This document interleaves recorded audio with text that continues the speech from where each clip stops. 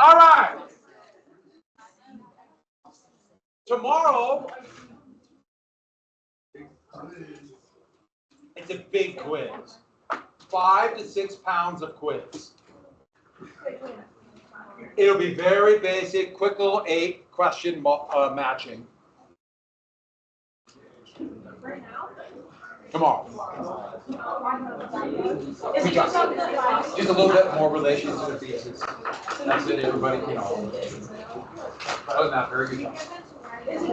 Good facts, good information, good organization. Just more relation. Yeah, 577 to 585. There'll be 8 questions.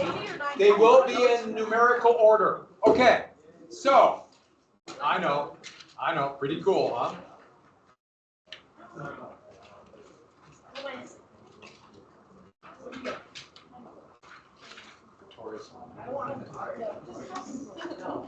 Jade. Good job. 94 on time. Good job. All right. I'll tell you about. I'll go through it in just a second. Where do we finish in here? Because we're behind in this class. We got to Webster and Ashburton. Oh yeah, the Aroostook War, the Webster-Ashburton Treaty. What did Harrison die of?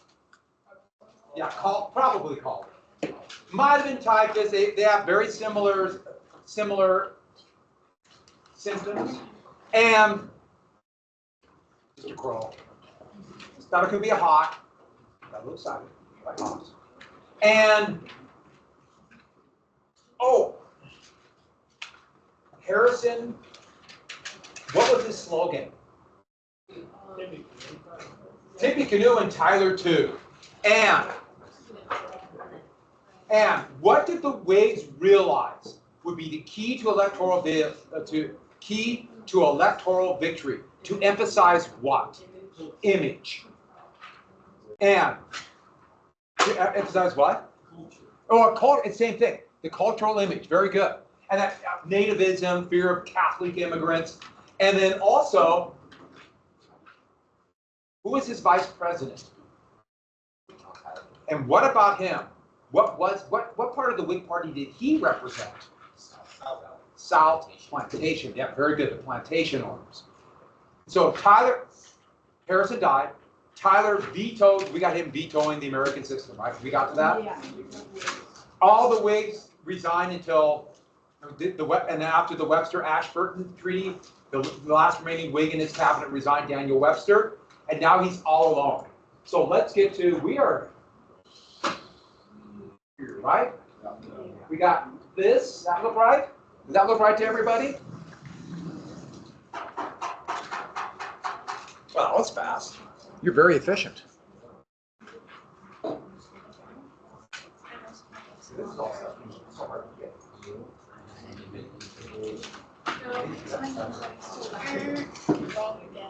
Like right for like the 2 seconds that you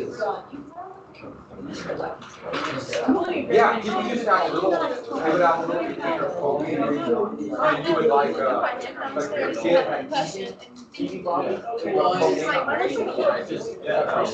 Yeah, or heroin. All right, back to this now. So, Texas. Here's the thing about Texas. Texas, remember, they won their independence. Oh, what happened to Santa Anna at the Battle of San Jacinto?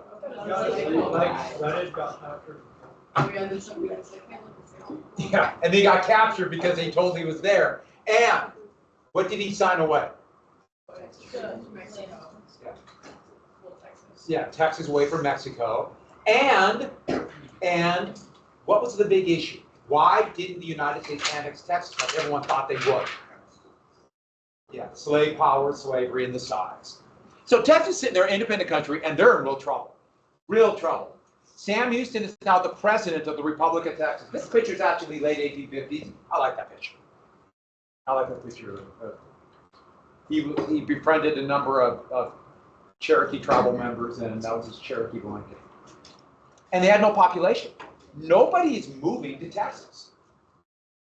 They have all this potential land, but the combination of the Comanches and the Mexicans might come back. So people aren't coming. So they don't have population, and therefore they don't have a tax base. And this whole time, Santa Anna, who's still the dictator of Mexico, is threatening to take it back. Nobody wants to come to Texas and then either be killed in a war or lose everything because Mexico will take it back. So to make it, they had to borrow money. Remember, debt, they had to issue bonds. Nobody's going to buy a bond from Texas. So they had to raise interest rates, which meant down the road, they got to come up with even more money. And this is at a time where they did not make their money. They had to use basically gold from the United States, gold currency. Don't make your own money. The debt can kill you. If you make your own money, you got a lot of, then you make your own money. You got a lot of advantages. And so they need annexation. They need annexation. And once again, I put myself in at the time, and therefore they're going to push the United States. They see the United States is dragging their feet because of politics, so they're going to push it. And so,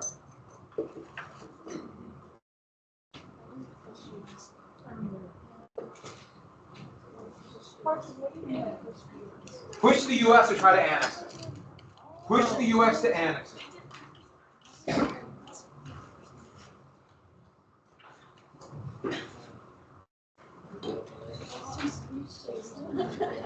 Luke and I are looking for something.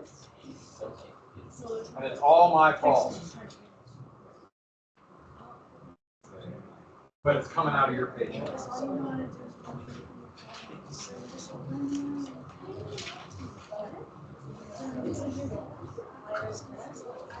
We'll do the cheating.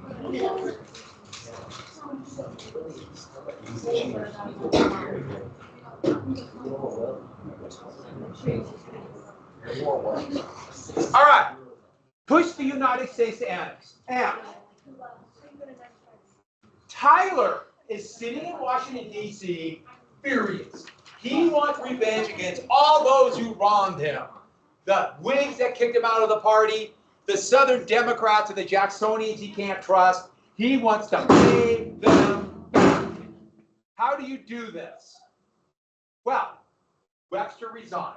He picked a Virginian, Abel Upshur, to be Secretary of State. Upshur was a new breed of politician in the South. A new breed desperately trying to find some way to defend slavery. And they met an agreement to use Texas as a wedge issue, a wedge to divide or split the parties, North and South. If you're against Texan annexation, you can't truly be a Southerner. He was going to look for an issue to unify the South to protect slavery. Upshur didn't care too much about Texas per se, but he wanted to unify it. And Tyler wanted to unify the South so he might get reelected and get those people who wronged him.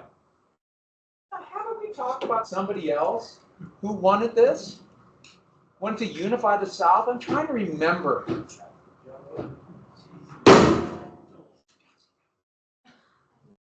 Calhoun, yes. This would hurt both the Whigs and the Democrats. The plan was to rip them off, rip them out of the National Party. That is his goal. And that's Abel Upshur right there. So, here's Texas. And remember, Texas, that's what Mexico claims. That's it, and you're not independent anyways. Texas claims all this.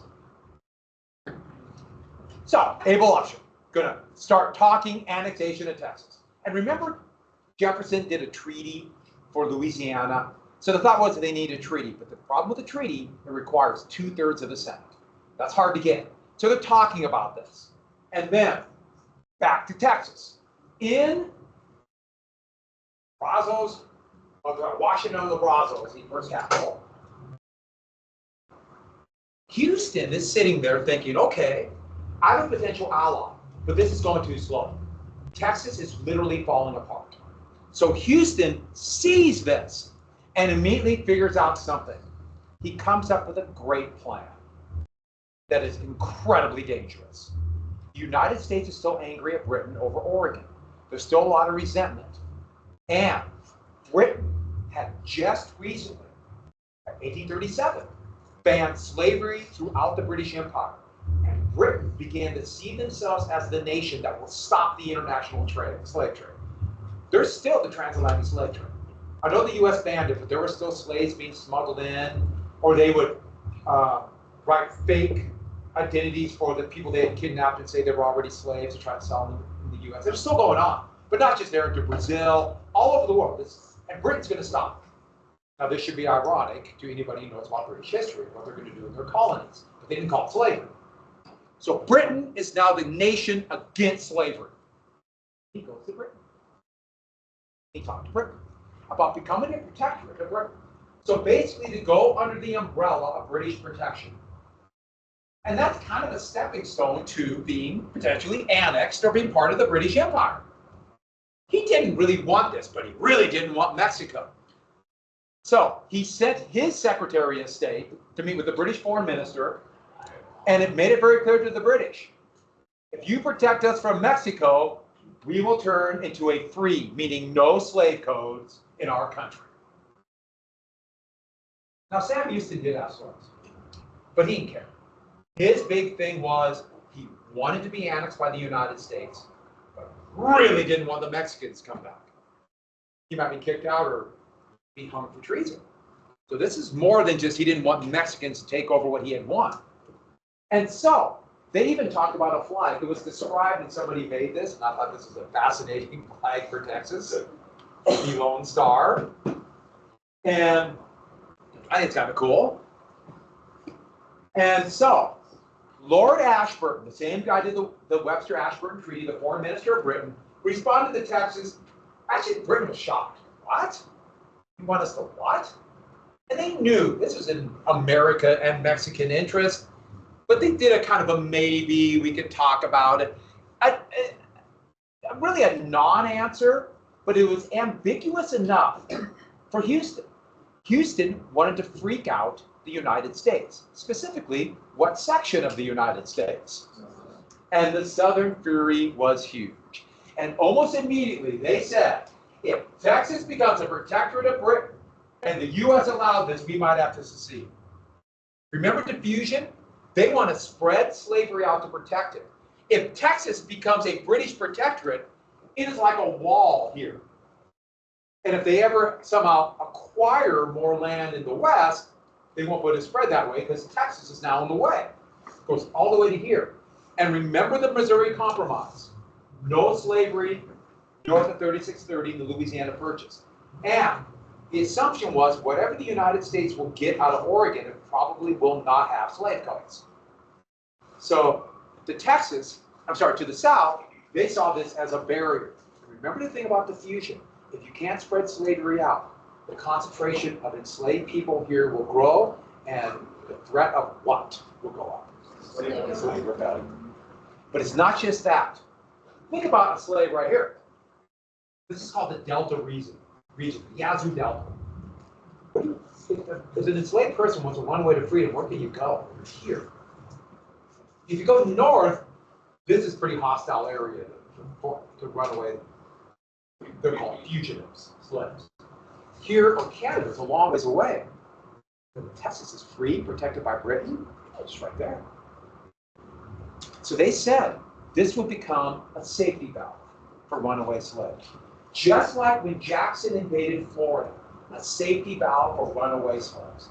They could go to Texas and be free and now protected by Britain, so slave owners can't go into Texas and get their property.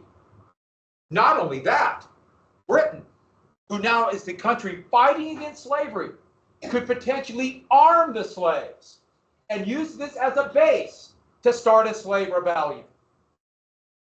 Now, this is patently ridiculous. This is reading a lot into what Britain's kind of, well, we'll think about it. But remember, they're trying to get people afraid, to make this wedge issue, to say, if you're in the South, you better not be for this, regardless of your party, or your throats will be cut in the middle of the night. which is pretty strong words. And so they went nuts. How did Tyler feel about the Southern reaction? Yes, this is what I want. Houston's a little concerned by it, but this is kind of what he wanted too. But what a dangerous game they're playing. And Britain was literally like, what just happened here? I can't believe this. And don't forget, there's a conflict over Oregon. This was the same exact time as there's the Pig War. And the Pig War raged in the San Juan Islands right here. The infamous Pig War. An American settler from the United States settled on one of the San Juan Islands in Puget Sound and killed a pig of a Canadian, British settler. So the Canadian came over and started shooting up the home of the American settler. And next thing you know, American settlers and British settlers on the San Juan Islands started shooting at each other, called the Pig War. It didn't really go anywhere, thankfully, beyond the poor pig. But I think you see where this is going, potential war. And then Able Upshur blew up. So Upshur blew up, and they needed a new Secretary of State. And where do you find a Secretary of State? He didn't blow up. A 20-pound parrot. And so a 20-pound parrot blew up, and they needed and Upshur was caught in the blast. Right? I mean, obviously. Have you ever seen a 20-pound parrot? They're very prone to explosion. A macaw, the big, red, really pretty parrots, just blow up all the time. Be afraid if you know someone with a macaw. Write that down. Macaws can blow up. And yes, how do I spell THAT? And the thing is that macaws, Upshur did blow up by a 20-pound parrot. Does anybody know what a 20-pound parrot is? It's a cannon. A parrot is a form of a rifle-barreled cannon. A rifle-barreled cannon with fired a 20-pound cannonball. They were experimenting with a parrot on board a ship. Upshur was there to watch it, and I gave you the hint. He was caught. They cast the iron, and they made a mistake in the iron, and the cannon was supposed to go this way. It went that way, and blew out the back of it. And everybody in the viewing stand was killed. That's how the Secretary of State died. In a strange quirk, a parrot exploded. Andrew Jackson had a parrot. He taught the parrot to swear. Every curse word that Andrew Jackson knew wasn't a canon. Canons can't talk. This was an actual parrot. Yeah, Andrew Jackson taught the parrot to say every curse word that Jackson knew. So if anybody came in that Jackson didn't want to talk to, he would say a key phrase and the parrot would start screaming obscenities. So the person would leave. I like Jackson. There's a lot to dislike about Jackson, but Jackson's an interesting guy, isn't he? So we need a new Secretary of State. And it buried him. Who became the Secretary of State? John C. Calhoun. He's back, people. I know what you're saying. That picture, there's no neck here. I'm disappointed too. But Calhoun. And so Tyler picked the most polarizing character in America to be his vice president. He's going all in. And immediately, the new Secretary of State, he had already tried to find an issue to divide the country 10 years earlier. He proposed a rule that for 12 years was in effect. There could be no debate in Congress about slavery. They called it the gag rule. Now, this seems to go against the entire Constitution, let alone the purpose of a legislature. But for 12 years, you could be censured in Congress if you just mentioned the word slavery. And that was a way to unify the South. But that didn't do what he wanted. But Texas did it. And so he sent a letter to the British ambassador to the United States, Lord Pakenham, called lovingly the Pakenham letter. Remember Pakenham? His uncle was the general at the Battle of New Orleans. I told you he died and shipped home in a barrel of rum. Didn't I tell you that story? Yeah. Well, Pakenham, he got this letter, and he knew. I mean, it was like, what the heck is going on here? Because it wasn't just a letter saying it's in American interest to keep Britain out. This is the American sphere of influence. No, it said it tied Texas to slavery. It said Texas and slavery are one and the same. And spreading slavery into Texas is necessary. It is important. Not only that, this letter went on and said that slavery is a good thing that should be spread to the West. It is not a pernicious, evil institution. Slavery is good and just. Slaves are civilized. Slaves learn how to work and survive. Slaves in the South are treated better than workers doing the new wage work in Britain. Remember, Britain's where the Industrial Revolution began in capitalism. Was he really talking about wage workers in Britain? Who's he talking about? In the North, especially. And he would soon, this philosophy would become known as the positive good theory of slavery. And shouldn't we spread this good institution to the rest of the new territories, or any other new territory we might happen to acquire? Who knows how we'll acquire these? And we'll have to read this down the road, but it's a divisive. And Jack, he knew it, but it did what they wanted. Confused the British, but did what they wanted. It set the stage for the next election to be about what's going to happen in these territories.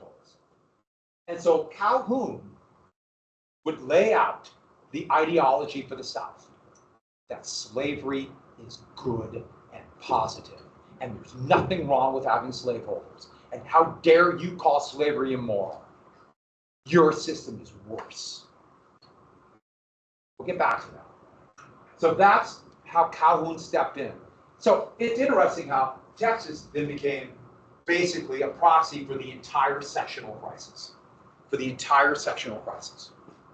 Well, let's have an election then. It's no coincidence that now the election of 1844 is going to blow into.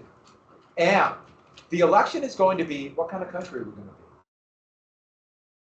Are we going to be, to the northern point of view, this dynamic system of capitalism, where, sure, wage work might be hard, but you can be the capitalist.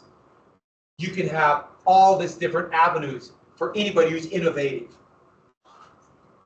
with this repressive, horrible system of slavery. Which system? Or to the southern point of view, a bunch of wage slaves up here, this is a good and noble system. But more importantly, it doesn't matter, at least their thought was, the states are established. What matters is what system will go west. And remember what I told you, it's not slavery per se that triggered the Civil War. It's slavery in the new territories. Because if you don't have slavery allow slavery in the territories, that tells Southerners that their system is wrong and corrupt. That tells Southern slaveholders. I got to be careful about that. By 1860, there's going to be over 4 million Southerners who really don't like slavery. The slaves. So I got to be careful about saying the South as one group, because a good hunk of the South hated it. So the Democratic Convention met in Philadelphia, and Martin Van Buren, everyone assumed Martin Van Buren was going to be the nominee. He strolled in once again, Van Buren. Anybody know? Do you know what a Trojan horse is? The Battle of Troy. The Greeks hit into it and captured Troy after a 10-year siege. Well, a lot of Southerners believed that Martin Van Buren was a Trojan horse for anti-slavery feelings. More importantly, to stop the expansion of slavery in the territories. And that would get a name by 1844. It's called free soil. And people thought he might be free soil, meaning no slavery in any new territories. And that includes a potential annexation of the Republic of Texas. Remember, this issue's still blowing up. So they rigged the convention to require 2/3 of the convention to pick a candidate. He got a majority, but not 2/3. They voted again, got another majority. They would vote over 100 times. Each time he started losing votes, but nobody had 2/3. Basically, the South was going to set themselves up with a veto in the Democratic Party for almost 100 years. And no Van Buren. No Van Buren at all. Finally, does anybody know the name for a candidate that's pretty unknown, comes out of nowhere, So he doesn't have much of a reputation out of his home, so people don't really know much about him. They have a name for him. It comes from horse racing. If you're gambling on horse racing was big, was a massive sport then. Still is pretty big. You know? Close. What? Somebody, a horse that you don't expect to win, so the odds are really big. No one knew anything about him, but they win the race. That unknown horse who came out of nowhere is called a dark horse. Because unknown, so he's like in the shadows, and all of a sudden wins. So, a dark horse. They needed a dark horse. A candidate who is relatively unknown, who has no reputation, and therefore they could make a reputation. They could make it up, because people don't know who he is. So he doesn't have a lot of enemies. So, you guys were born in 2007, 2008, right? Well, Barack Obama was a dark horse. He'd only been in the Senate for 2 years when he announced he was going to run for president. Only 2 years. He had no history at all. And so they could make it up. Donald Trump was apolitical. He was kind of a Democrat, but he had no, and then was a reality television star. And his company went bankrupt 6 times. He could make up who he was. Donald Trump was a classic dark horse. In 2016. Dark horses happen all the time. They can kind of make up who they are. Not always, but it can happen. And who's this dark horse going to be? Well, remember, they want to act like Andrew Jackson. And they found the perfect choice. He had a good reputation, but unknown by the public outside of Tennessee. His name, James Knox Polk. His nickname was literally Young Hickory. Remember, Andrew Jackson's nickname was Old Hickory. His running mate would be George Dallas. Gee, I wonder what's going to be named after him. Georgia. And Young Hickory, Napoleon of the Stump. Stump is where you give a speech. He's known as giving a really fiery stump speech. You stand on a stump above everybody. And he was kind of unknown. He had this good reputation, and they could make it up. Texas is controversial, but people like the idea of Oregon. And remember, Britain, there's a conflict with them. Tippecanoe and Tyler 2 worked so well, they came up with another slogan. It's a great one. 54, 40, or fight. And it's going to be a manifest destiny campaign. We're going to get Oregon. We're going to buy California and Texas. This is Democrats. These are Democrats. Remember, Van Buren didn't get the nomination. So these are Democrats. 5440 is the northern latitude for the contested Oregon territory. Up here. So all this, implying we'll fight what country? What country? Well, there's not a country of Canada yet. Britain. We'll fight Britain. Did he really want war? No. But remember, he's trying to appeal to that group of people that might think it's cool that we're going to be tough. Whatever toughness means. Yeah, we'll be tough. We'll get Britain. Yeah, we'll show them. And North and South, they like the idea of being a continental nation. Sea to shining sea. Keep saying it that, but sea to sea. And he can therefore de-emphasize Texas. We're getting Oregon, because Oregon was uncontroversial, and California was still seen as kind of, we know there might be great wealth there, but it's still out of our vision yet. And so 5440 or 5. It's a clever, clever slogan. Simple. Tippecanoe and Tyler 2. The Whigs ran Henry Clay. Henry Clay's back. This is the officially third, technically fourth time he's going to run for president. And William Frelinghuysen will be his nominee. I should add, his resting face was a little smile. He always had this wry little smile in every picture of him. Remember, they have to sit still for a few seconds, so he always has this little grin, like he knows something. This time it's going to happen. His American system. Tariff, bank, internal improvements. And what did he say about Texas and Oregon? No real comment.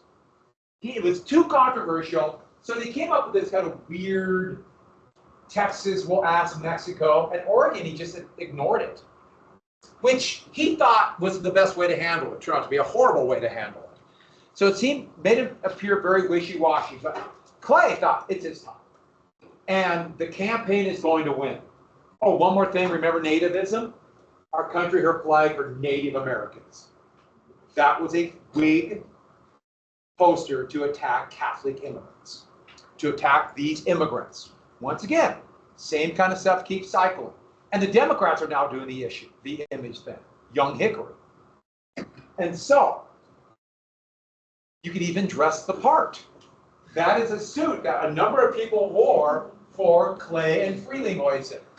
I look at that and it reminds me of basketball warm-ups, but you can wear that. So a few years ago, when we had a dress-up day, we had somebody dress up and they actually made it and gave it to me. And so I have two of these. I know what you're thinking. I wish they fit too. So they just had like pretty good, huh? Pretty darn good. This is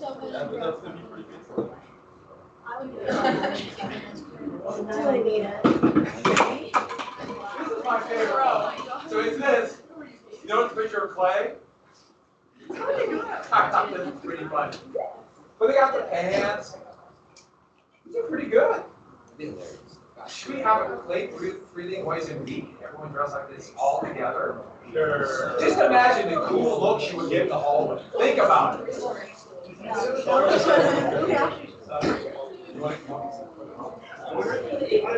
Yeah, where they did some. This was like something their parents did varnishing in.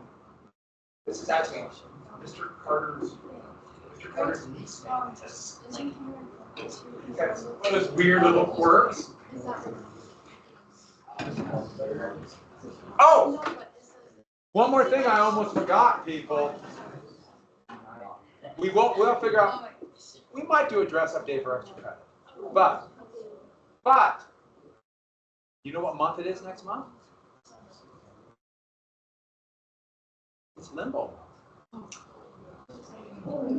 Limbo month is coming, people. I know, everyone gets so excited for Limbo month. That's like asking, what is the United States of America? It's the month where you must limbo.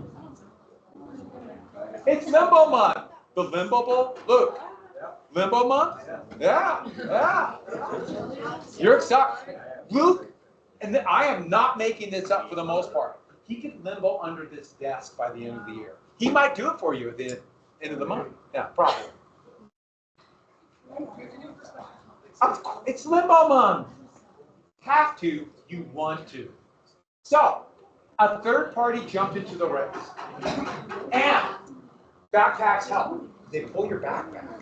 That's physics. Oh, sure, you might break your back, but you know, it's bright paper limbo.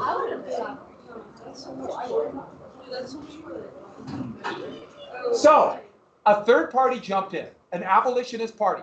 Now, this was a tiny percentage of the United States. True abolitionists maybe made up 2 or 3% of the North. That's it. And there might have been a few abolitionists outside of slaves in the South, but any white abolitionists in the South kept their mouth shut, or they'd be lynched. But this is a northern party. But remember, third parties in the United States take away votes from the other party. But this also shows that there is a growing, at least, resistance to slavery in the North, a third party. And it will infuriate, absolutely infuriate the South. So, the Salt River, drowning in the Salt River was synonymous at this time with political failure. It was a river, it was almost like a mythical salty river in New Mexico, even though it didn't really exist. There is a salt river, but not what they thought it was. And so here is Clay, Frelinghuysen, Daniel Webster drowning as they try to stop the unstoppable steamboat of Polk and Dallas. Here's another one. I really like this one. Hot air balloons were the rage. So here's Clay and Frelinghuysen popping the balloon of Polk and Dallas, so they're collapsing, drowning in the Salt River. And here's Martin Van Buren drowning. And there's Andrew Jackson just about going under. Yes, he's still alive. And one more cartoon I'll show you right here. This is my favorite. And so that's Polk onto the beast. And the beast is Texas. So I fear I cannot carry it to the presidential chair. Polk saying, "Dear Texas, I know you cannot. I wish I rode some other horse, but it's too late to repent." This is a Whig cartoon. And I like this one for a lot of reasons. I just think it's kind of funny. Doesn't it look like Polk is actually impaled into the neck of the beast? And also, who does the beast look like? Does that look like to anybody? Looks like Jackson? Jackson. Maybe. I don't see Jackson. I see somebody else who might become a little bit better known down the road. Not that, just the whole thing with the. Oh. with the face. Does anybody see Abraham Lincoln? No.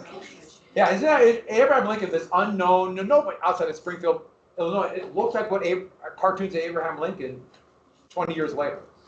And so, Polk would win. Polk would win a big victory. The Whigs blamed the Liberty Party. They said they took away votes, but they didn't. It was probably votes equally from both. But you'll notice something. So the orange is Democratic, the Whigs are purple in this map. States that the Whigs won the last election, the Democrats won. Elections are kind of like elections today in the United States. You see them go back and forth every election. And this was a pretty big Whig victory. I'm sorry, pretty big Democratic victory on manifest destiny. And so you can imagine what the members of Congress are thinking. We want Texas. Even though Texas was ignored, Texas, we're going to bring in Texas. So the election is in November. There was no set date then, but it's in November. The Electoral College meets in early January. Actually, they don't really meet, they just send their votes. The inauguration is until March. 5 months after the election, there's still a president, President Tyler, just like today. The inauguration is until January 20th. Biden is still president.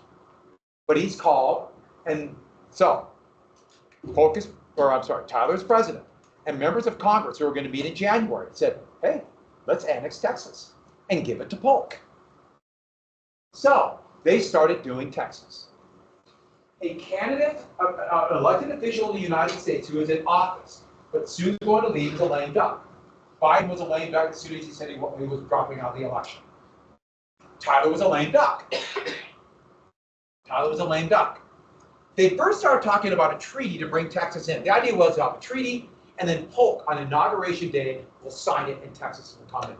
But it requires 2/3 of a vote. 2/3. So no, they couldn't get 2/3. That's why I crossed it out. They couldn't get 2/3 of a vote. But why have a treaty? Nowhere in the Constitution does it say how the U.S. government will buy land.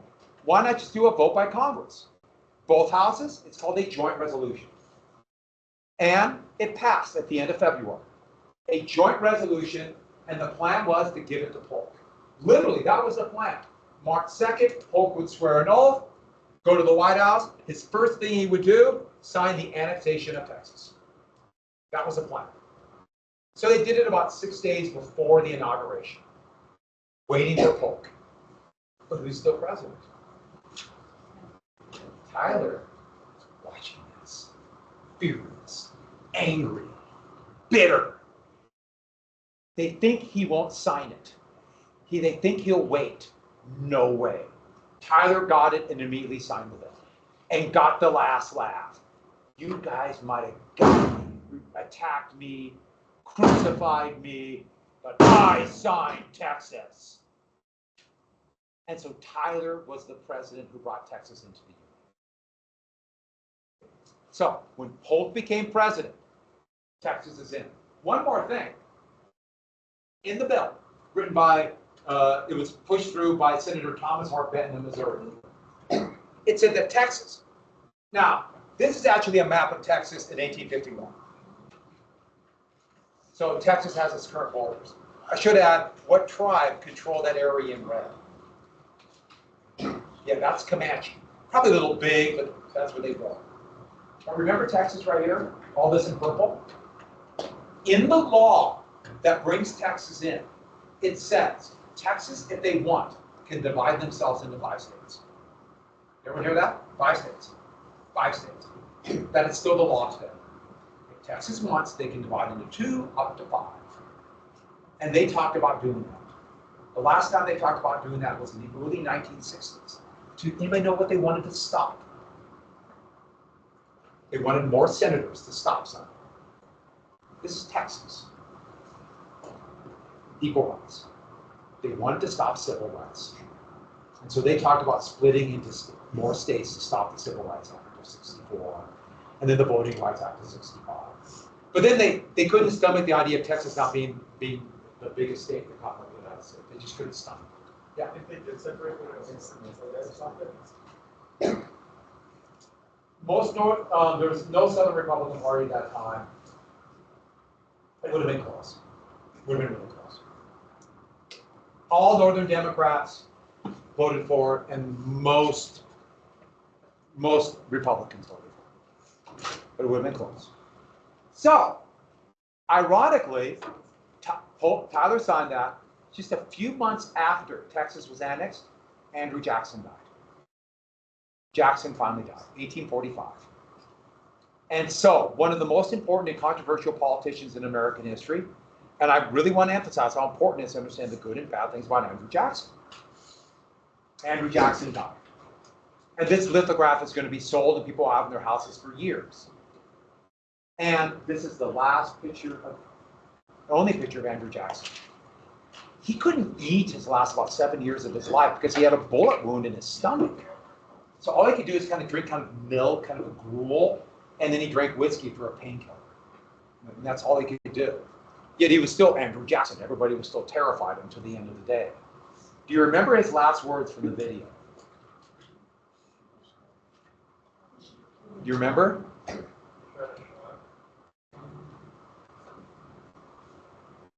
Do you remember that? Henry Clay or Hayne, John C. Calhoun. I always liked that one. So at his funeral, this was a big deal. And people came up in steamboats and could ride at least part of the way on trains. With massive, thousands of people came for his funeral. They buried the body right away, but they had a funeral. They still had a service for him. This is pre-embalming. Embalming would be invented in the Civil War. Makes sense? So, this massive funeral, thousands of people came. And it was a big deal, Andrew Jackson. And think about it. They could ride on steamboats and trains. When Jackson was born and would fight in the Revolutionary War, a totally different world. So Jackson really does straddle this new world. So all these speeches were being given, and Thomas Harpeth was speaking from Missouri. And they brought his parrot. And the parrot was a big macaw, so a big parrot, it was a big cage, and it was hooded, so it had it covered. And so the parrot is there, supposed to sleep. It was covered, and it was asleep. And it was right near all these pictures and things representing Jackson. And during the middle of Benton's speech, somebody decided this eulogy, essentially. We should see the parrot. And so they lifted the hood, the cover, and the parrot woke up. And nobody knows exactly what the word was that Jackson would say, but Benton said it. And so in the middle of the service, the parrot just started screaming obscenities. Absolutely screaming. Every obscenity in the great book of obscenities of 1844, about half, the ones we know today. Just like today, there are curse words that are unique to our time back then. And I always think Jackson probably would have enjoyed that part of his funeral. And that is me being artsy one more time with Jackson's statue. That's Jackson's statue in front of the White House. Notice what I did with the Washington Monument? See that? See that? See? Yeah. Yeah. Yeah, I don't have a very in-tune artistic eye, but occasionally that's kind of cool. So the goals of the Polk administration, last couple things for today. The Polk administration, lower the tariff. And he lowered it. The tariff was lowered. Continue the independent treasury that Van Buren started. Continued it. He said 4 goals and I won't run again. That's what he said. Next, the Oregon Treaty. They made an agreement with Britain. Nobody wanted war. And it's real simple. You already know the agreement. They extended the 1849 line from, I'm sorry, the 1818 line, the 49th parallel, to the sea. They split Oregon in two. Actually, pretty good deal to the United States. Not to the people who live there, of course. And then the tough one, acquire California from Mexico. And what are we leading to then? Well, Mexico's not going to get it. They're furious about the annexation of Texas. So, oh, I thought I'd show you this. I found this and I thought this is a good way to keep kids in a car. You set up a little hammock. Isn't that good? Car seats are for wimps. I didn't have a car seat when I was a kid. That was tough. One more thing. This is Ireland. I fit in here.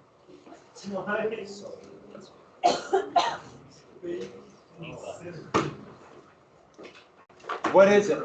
It's a little tiny thing to burn garbage in it, but they called it a baby incinerator. Wait. This is what we got right down. The Mexican-American War. Oh! Where are you going? Good. The Mexican-American War. There's a war between two countries, and they do it like the Mexican-American War, the Franco-Prussian War, the Russo-Japanese War. Who comes first, the winner or loser? The loser. Mexican-American War, who won? Russo-Japanese War, who won? Japan won. It works for, let me give you an example. We have two colleges in Montana, you know, and they're playing a football game this weekend. Did you know that? It's Cat Grizz. Naturally, you put the loser first. Cat Grizz. That makes sense to everybody? Good. Cat Grizz. And by the way, if you see Mr. Carter, remind him, the loser comes first, Cat Grizz. You have a friend for life. You have a friend, he will appreciate you for life. So tell him that. And if he asks who told you this, say, Mr. Larson made me say this. Remember, Mr. Larson. When do I think I will? Probably, I graded yours yesterday. I was very disappointed. I know. That's why I was disappointed. I expected you to do better. I hold you up here. Now it's here. Maybe Luke take a quick look at it. One off. I got The first one. Did I actually get one? Did I actually get one or not? I thought I got 100 on that. Post-Canadian emancipation didn't happen in Missouri. What? Post-Canadian emancipation didn't happen in Missouri. I thought it was the main. Maine became free. For shits and gigs, you want to know something? Yeah, really basically. Alright, sorry. Don't forget to tell Mr. Carter.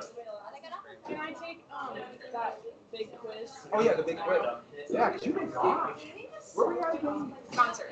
Yeah, I remember the house concert. It was good. And it was at the, what do they call that now? Ball, that's what it was. It was good? What'd you say? Yeah, we did good seats. I don't know, it was like on the, it was like diagonal, it wasn't straight. Or your diagonal, but in the stands, but you can see real, oh, cool, I'm glad you had fun. Thank you. What'd you bring me? Nothing. Nothing? Wait till you see your quiz tomorrow. Just remind me, we'll take it real quick. Okay? Alright.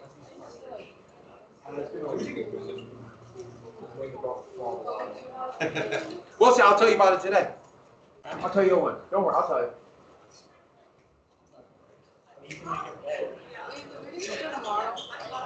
Huh? The reading 5, 6, 7. There'll be a reading quiz tomorrow, yes.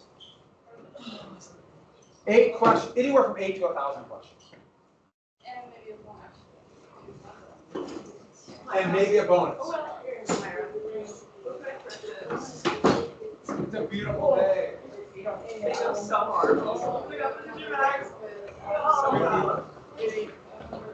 Sandra, you're leaving? You just got here. You didn't even say hi. There, thank you. We made it here. I'm hungry. No one cares. Did anyone bring me food? I'm hungry. Are you hungry?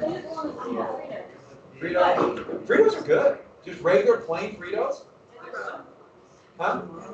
Oh, the scoop one? You ever look at the ingredients for Fritos? No, you actually do. Look at them. I'm not kidding. You got a bag? Huh? Oh, okay. Fritos only have 3 ingredients. Oil, corn, and salt.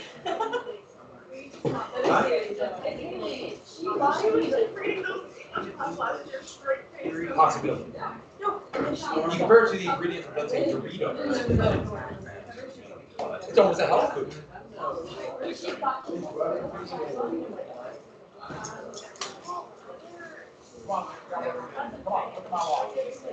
Kind of smart.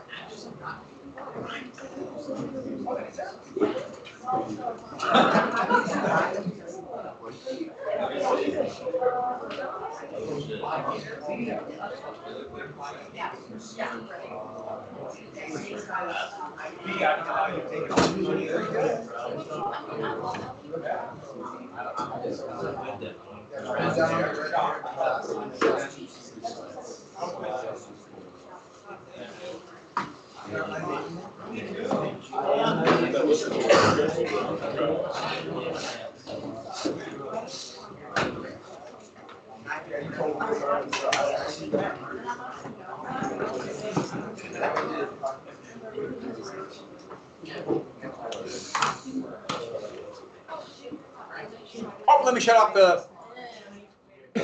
I think I filmed this. Yep, batteries are up. Let me sit. Oh, boy.